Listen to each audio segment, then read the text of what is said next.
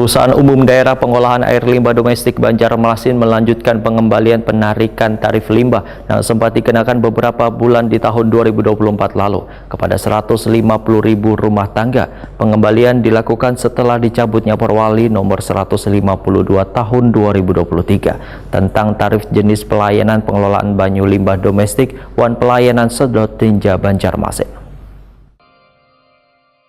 Perusahaan Umum Daerah Pengolahan Air Limbah Domestik Banjarmasin melanjutkan pengembalian penarikan tarif limbah yang sempat dikenakan beberapa bulan di tahun 2024 lalu kepada 150.000 rumah tangga.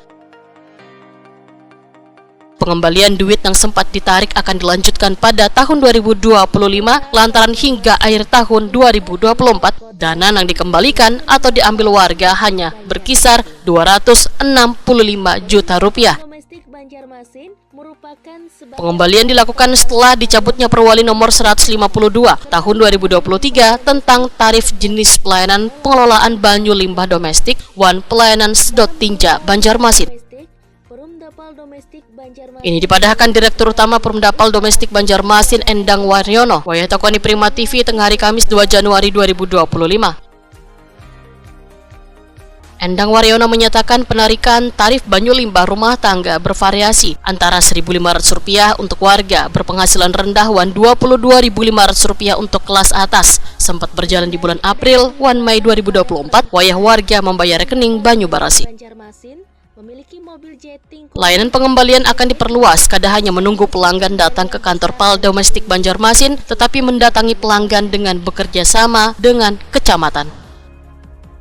3,9 ya, 3,9 sekitar 265 juta yang orang menganggarkan. Kalau target pemberhentian ini ya sampai kalau tidak ada batas waktu kita mulai lagi di 2025 ya. Oh gitu Ya.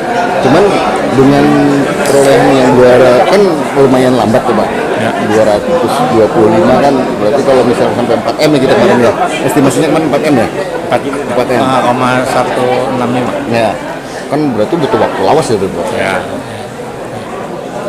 Kita coba terus kan melalui kecamatan terus ke kantor-kantor kami datangi kita jemput bola. Oh jemput bola Ya. Oh iya jadi selain menunggu ya kita ada layanan di mana di PDAM sama di kantor kita jemput bola.